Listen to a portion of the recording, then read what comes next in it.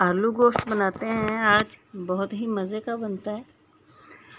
तो इसमें करेंगे थोड़ी तब्दीली, थोड़ा तब्दील तरीके से इसे बनाएंगे ताकि ये बहुत ही मज़े का बने। खानों में छोटी छोटी तब्दीलियां करते रहना चाहिए। नए नए जायके बहुत अच्छे लगते हैं।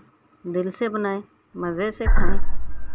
बहुत ज़बरदस्त लगता है ये सालन, और फुल्का रोटी के साथ, नान के साथ बहुत ज़बरदस्त लगता है। ज़रूर ट्राई कीजिएगा।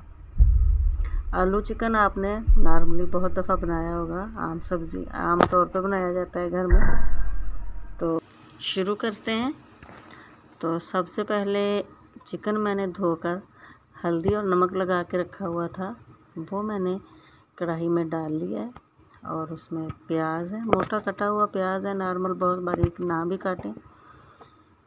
तो सब्ज़ मिर्च मैंने डाली है, टमाटर डाले हैं। काटने की ज़रूरत नहीं है, काट कर डालना चाहें काट कर डाल दें। वैसे भी बहुत ज़बरदस्त पक के तैयार होता है। लहसुन डाला है जी,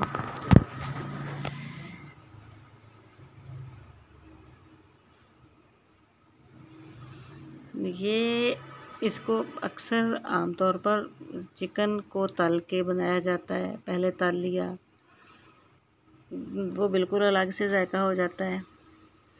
तो पहले तड़का तैयार किया, उसमें चिकन डाला, उसे भून लिया, उस तरीके से भी बिल्कुल जायका और हो जाता है। और इस तरीके से बिल्कुल ही और जायका होता है। तो ज़रूर ट्राई करें। हल्दी चली गई जी इसके अंदर, सुरख मिर्च है,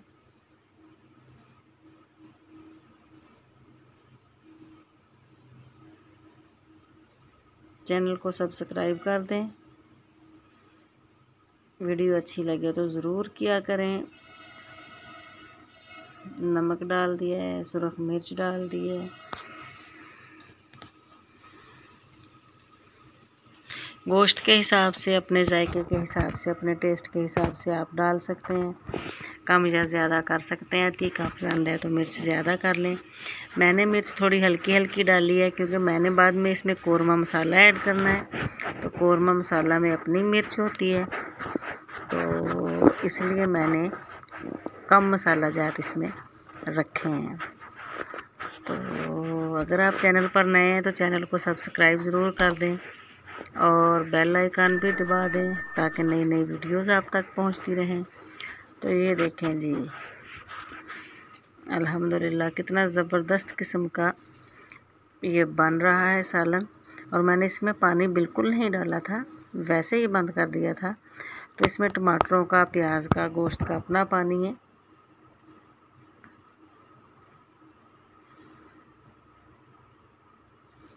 जी, ऑयल मैंने पहले शामिल कर दिया था। तो अब आलू हैं।